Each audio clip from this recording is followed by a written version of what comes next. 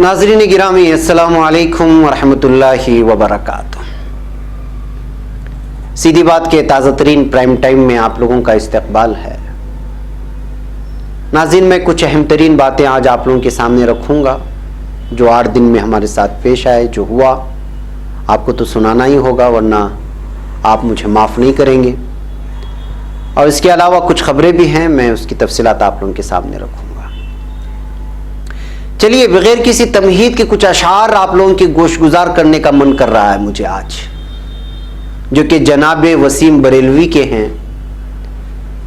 वो कहते हैं, अपने हर लफ्ज का खुद आईना हो जाऊंगा, उसको छोटा कह के मैं कैसे बड़ा हो जाऊंगा। तुम गिराने में लगे थे, तुमने सोचा ही नहीं, मैं गिरा तो मसला बनकर खड़ा हो जाऊंगा। मुझको चलने दो, अकेला है अभी मेरा सफर, रास्ता रोका गया तो काफिला हो जाऊंगा।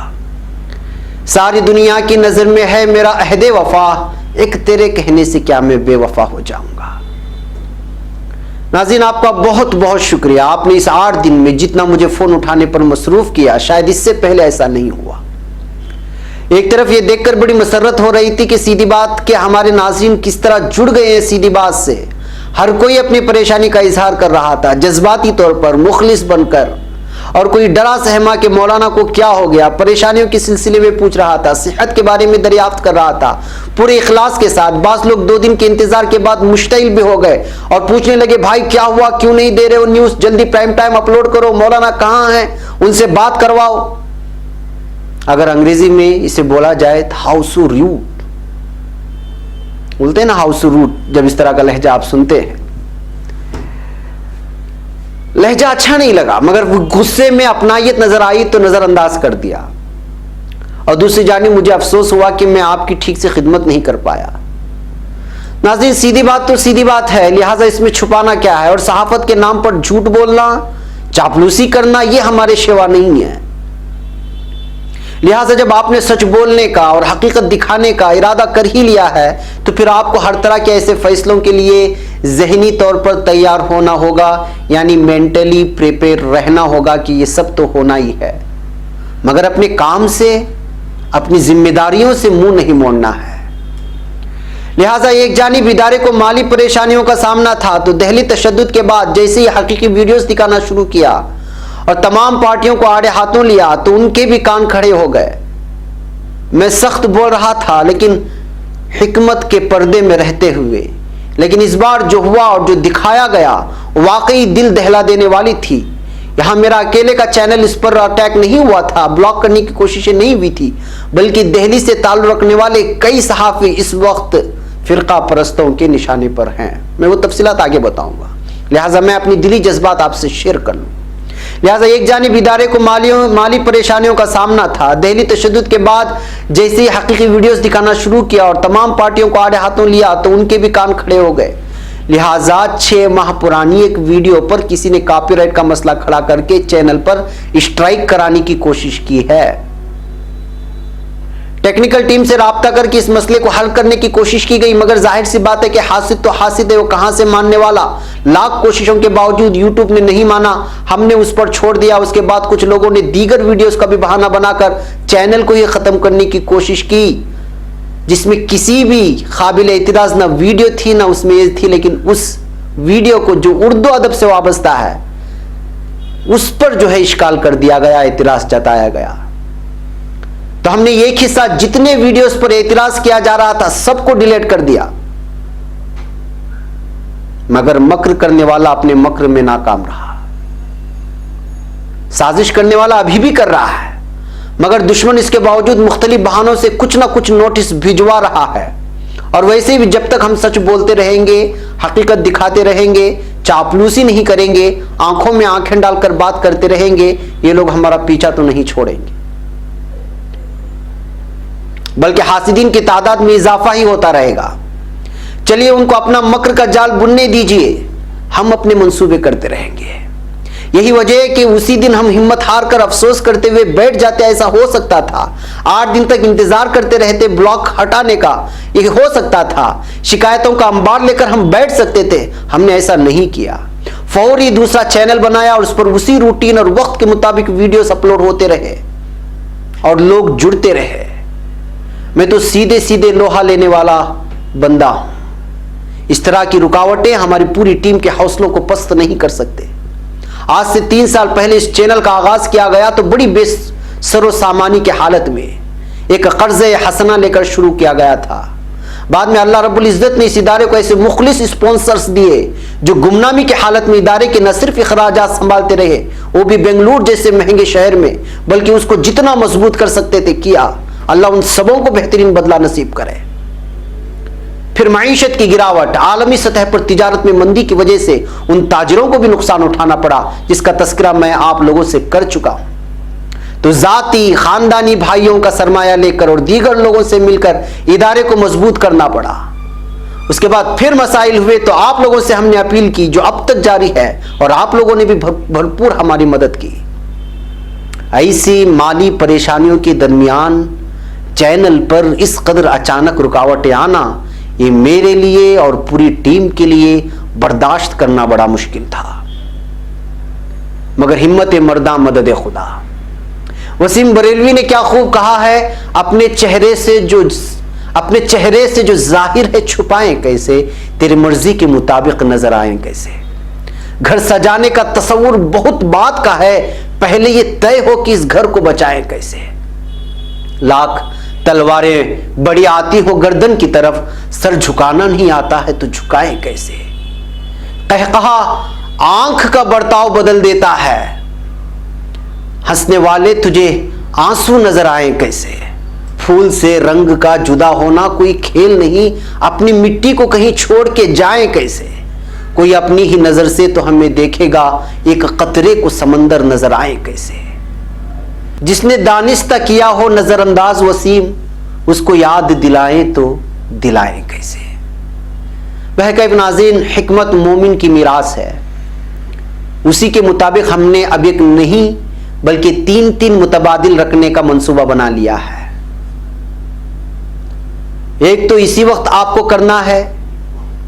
हमने इस 8 दिन में जहां वीडियोस अपलोड कर रहे थे उसका नाम सीधी बात ऑफिशियल रखा है यूट्यूब चैनल में। लिहाजा आप लोग इस वक्त यही मेरे प्राइम टाइम को रोकें 1 मिनट के लिए, फिर नीचे डिस्क्रिप्शन वाले खाने में इस चैनल का लिंक है जो हमने नए सिरे से बनाया है, जो सिर्फ 8 दिनों में 3,500 लोग जुड़ गए हैं सिर्फ फोन में राब्ता करके।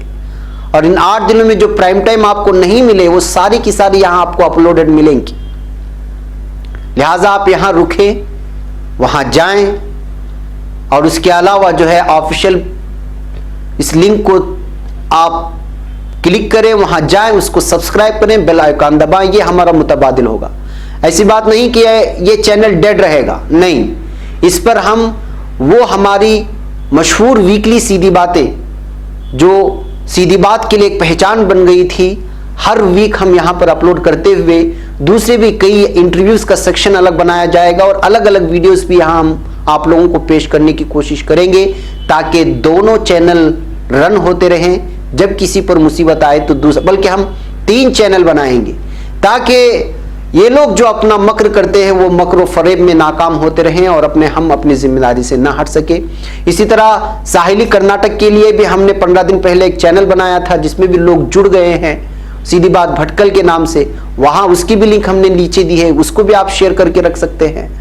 इसके अलावा आप लोगों को मालूम होना चाहिए कि जब इस तरह की बातें होते हैं, इस तरह की चीजें होती हैं, तो हम अपनी लिंक्स को अपने फेसबुक पेज में शेयर करते हैं। फेसबुक में जाकर कर भी आप जो है वहां पर हमें फॉलो कर सकते हैं। सीधी बात टीवी के नाम से सर्च करेंगे, वहां पे हमारा पेज मिलेगा।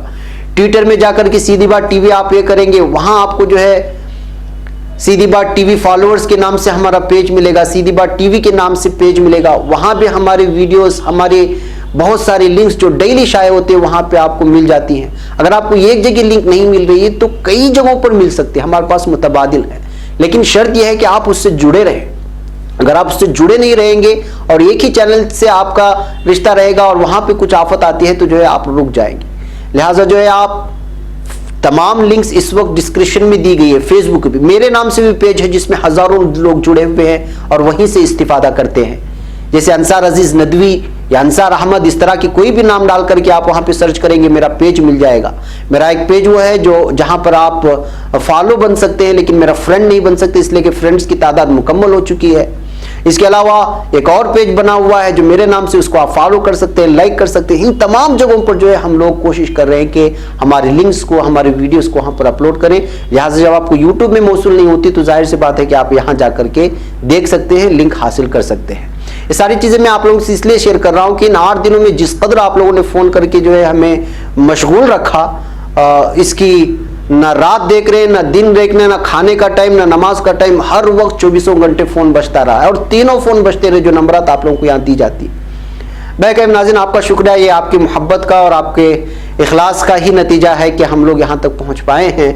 और जाहिर सी बात है कि आपसे हमारा लगाव सच बोलने की वजह से है, हकीकत दिखाने की वजह से है।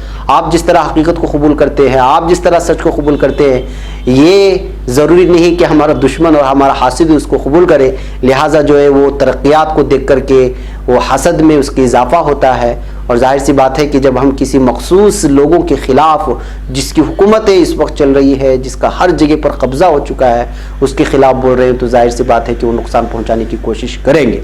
बहरकैफ ये अपना मामला है, हम इसको संभाल लेंगे, आप उसमें एक नहीं, लेकिन आप लोग इससे बाकायदा जुड़े रहें। या अगर आपको यहाँ समझ में नहीं आ रहा है डिस्क्रिप्शन लिंक में, तो मैं एक नंबर इस वक्त आपको देख रहा हूं, जो हमारे नए चैनल से जुड़ना चाहते हैं वो नंबर पर आप लोग जो है इस वक्त अपना ये लिख करके भेज दें, सीधी बात न्यू चैनल लिंक और फेसबुक लिंक, ये सारी चीज़ें हम आपको पेश कर देंगे। ये नंबर आप नोट कर लें, ये सिर्फ और सिर्फ लिंक मंगवाने के लिए नंबर है, आप किसी ग्रुप में इस नंबर को ऐड ना करें बराए मेहरबानी। 9845288912 ये नंबर है। अगर आप हमारे नए चैनल का, फेसबुक पेज का या ट्विटर पेज का, किसी का भी अगर कोई लिंक हासिल करना चाहते हैं तो आप जो है इस नंबर पर, एक बार फिर नंबर में बताता हूं, 9845288912। अलबत्ता आप कुछ आप 1 मिनट के लिए रुकें, पहले डिस्क्रिप्शन में जाएं, सीधी बात ऑफिशियल का जो है बटन है वहां पर जाए, उसको क्लिक करें, वहां जाकर के फिर उसको सब्सक्राइब करें, फिर वापस लौटें, फिर हमारे जो है इस प्राइम टाइम को आगे सुने। अच्छा, ये तो हो गया हमारे वो अल्टरनेटिव जो इस वक्त मुसीबत आने की वजह से हम अलर्ट हुए हैं। और दूसरी बात यह है कि हम, सीधी बात आपको मालूम होना चाहिए कि हम बहुत सारी सर्विस पेश करते हैं, 5 वेबसाइट्स हमारे चलते हैं। इसलिए ये 8 दिन के इसमें जब हम पूरी तरह से जो है कोशिश कर रहे थे कि किसी भी तरह से हमारा काम ना रुके, जाहिर सी बात है कि टेक्निकल चीज़ें हैं और बहुत सारे लोग हैं, तो ऐसे में हम अपना काम अपनी जिम्मेदारी से आंखें मूंद नहीं सकते। लाखों करोड़ों का सरमाया चैनल पर लग चुका है, तो इसके लिए हम एक और पहल कर रहे हैं, और वो है एक ऐसा ऐप बनाना जिस ऐप में हमारी पूरी सर्विसेज आ जाएं। मिसाल के तौर पर फेसबुक का जो लिंक होगा, हमारे ट्विटर का जो लिंक होगा, हमारे जितने भी चैनल्स यूट्यूब में चल रहे हैं उसके, या जितने वेबसाइट्स हमारे अलग अलग ज़बानों में चल रहे हैं, उसका एक ऐप बनाया जाएगा। और उस ऐप को जो है फिर हम आपको जो है, आप उसको अगर ऐप ले लेंगे, आप उसको डाउनलोड कर लेंगे, अपलोड कर लेंगे अपने किसी भी एंड्रॉयड मोबाइल में हो या आईफोन में हो, तो जाहिर सी बात है कि अगर यहाँ कहीं भी नहीं नज़र आएगा, आप उस ऐप में जाएंगे तो ऐप में वो सारी चीज़ें मौजूद रहेंगी।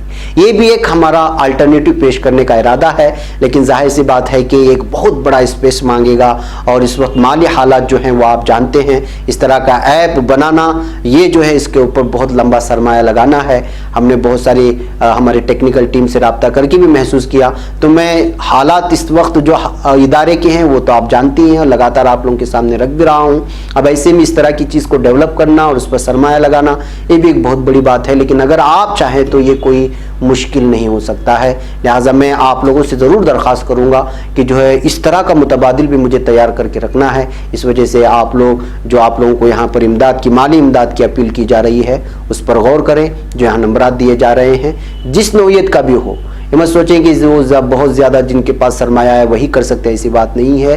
कतरे कतरे से समंदर बनता है, आपकी इस्तिताअत में जितना हो सकता है आप कर सकते हैं। बरकत देने वाली ज़ात अल्लाह ताला की है और राहें खोलने वाली ज़ात अल्लाह ताला की है। जिसने 3 साल से इस इदारे को चलाया, इस इदारे को चलाने वाली वही ज़ात है। मैं और आप तो सिर्फ मोहरे हैं, मैं और आप तो सिर्फ ज़राए हैं, बस ज़राए बनते चले जाते हैं और इदारा चलता चला जाता है। शर्त यह है कि मेरे अंदर और आपके देने के अंदर इखलास हो। बहरकैफ नाज़रीन, आप लोग सीधी बात को जो है मजबूत करें। ये सारी चीज़ें आप लोगों के सामने रखना था, 8 दिन आपके लिए तकलीफ हुई, मैं इसके लिए आप लोगों से माफ़ी चाहता हूँ।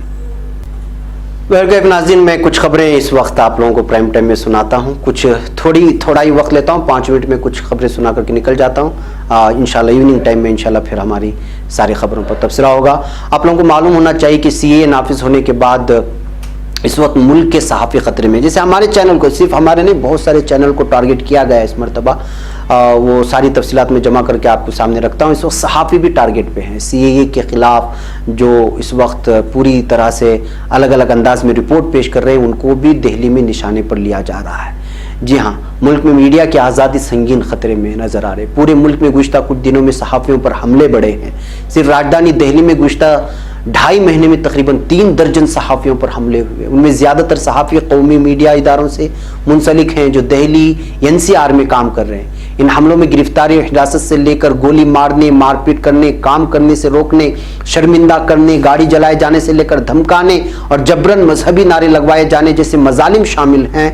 और सबसे फिक्रंगेज बात यह है कि इन हमलों के हमलावरों में मुश्तइल भीड़ के साथ पुलिस तक बराबर शामिल है। ये इस वक्त सहाफ़ियों के एंकरों की हालत है। तो नाज़रीन, आप जान सकते हैं वो लोग जो कौमी मीडिया कहलाते हैं, उन लोगों के साथ इस तरह का बर्ताव है तो हमारे जैसे चैनलों की उन लोगों के सामने क्या होगी। लिहाजा वो कोशिश करेंगे कि चारों तरफ से घेराव करके हमको सच बोलने से रोका जाए।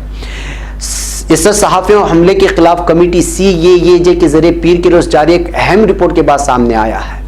रिपब्लिक इन पैरल उन्वान से जारी रिपोर्ट दिल्ली के प्रेस क्लब ऑफ इंडिया में जारी की गई है। सीनियर सहाफ़ी और कमेटी के ऑर्गेनाइजर आनंद स्वरूप वर्मा, अंग्रेजी रिसाला कारवां के पॉलिटिकल एडिटर हरतोष सिंह बिल और all India women's press corps के सरबराह टी.के. राजलक्ष्मी ने एक प्रेस कॉन्फ्रेंस में इस रिपोर्ट को जारी किया है, जिसमें मुख्तलिफ सहाफ़ियों पर हमले करने और उनको निशाना बनाने की बात सामने आई है। जामिया मिल्लिया इस्लामिया यूनिवर्सिटी के तलबा के जरिए शुरू किए गए मुजाहरे पर पुलिस कार्रवाई के दौरान हुई जामिया मुजाहरे की रिपोर्टिंग करने गए कुल 7 सहाफ़ियों पर जिस्मानी हमला किया गया। उनमें अहम news channel, news agency, international media, BBC और डिजिटल प्लेटफॉर्म के सहाफ़ी भी शामिल हैं। BBC के भी रिपोर्टर को नहीं छोड़ा गया। हमलावरों में भीड़ के साथ पुलिस शामिल रही, इस बात का दावा किया जा रहा है। भाई नाज़रीन, एक बहुत लंबी रिपोर्ट है। इसका खुलासा कलाम यह है कि जो है इस वक्त जो सहाफ़ी या जो चैनल किसी की चापलूसी नहीं करता वो पूरी तरह जो है अंडर अटैक है, साफ बात है। लिहाजा जो है बहरकैफ हम लोगों को अपनी भी हिकमतन जो है हिफाजत कर लेनी होती है। बहरकैफ सच बोलना ही पड़ेगा आप लोगों को। जब समंदर में आपने कदम रखने का और उतरने का इरादा कर ही लिया है तो अब समंदर की गहराई से, उसकी गिराई से, उसके अंदर पाए जाने वाले ख़तरनाक मखलूक़ात से आपको क्या वास्ता है। जब उतरना है तो पूरी तरह उतर ही जाना है। बहरकैफ ये है सहाफ़ियों की हालत इस वक्त दिल्ली में और मुल्क भर में। आप लोगों, इससे पहले भी मैंने कहा था 2 चैनलों पर पाबंदी ठाटा लगा दी गई थी, वो भी केरला की, और ये भी जो है बिलखुसूस जो जुल्म सितम हुआ था मुसलमानों के खिलाफ उसको दिखाने की कोशिश की। और उसके बाद जब उस पर ज़्यादा जो है तबसरे हुए, कमेंट्स हुए, तनकीद होने लगी तो उस पाबंदी को हटा ली गई थी। बहरकैफ नाज़रीन, कोरोना वायरस की मैं खबर आप लोगों को सुनाता हूँ। कतर जो है अब भारतीयों को रोक दिया है। कतर में आप भारत ही नहीं जा सकते, कुछ दिनों के लिए वहां पर जो है उनके वीज़ा पर पाबंदी आयद कर दी गई है। ये कतर से आ रही रिपोर्ट है। इसके अलावा म्यांमार और बांग्लादेश से लगने वाली मेजोरम सरहद को भी सील कर दिया गया है। नाज़रीन, कोरोना वायरस इस वक्त एक आलमी आफत बनकर इस तरह से हो गया है कि इसकी कोई इंतहा नहीं है। म्यांमार और बांग्लादेश से लगने वाली मेजोरम की सरहद सील कर दी गई है। कतर ने साफ तौर पे कह दिया है कि भारतीयों को वीज़ा नहीं दिया जाएगा। इसके अलावा अलग अलग तरह की जो है खबरें इस वक्त आ रही हैं।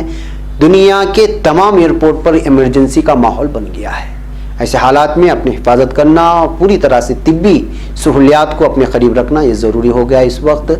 अल्लाह ताला हमें ऐसे अजाब से और ऐसे आफत से बचाए। मैं नाज़रीन, आज की असल हमारा मुद्दा वही था जो हमें परेशान किया गया था 8 दिन तक, वो सामने रखना। मैं इंशाल्लाह इवनिंग प्राइम टाइम में कुछ ताज़ा खबरों के साथ आपके सामने हाजिर होता हूँ। तब तक के लिए इजाज़त दें। अस्सलामु अलैकुम रहमतुल्लाह।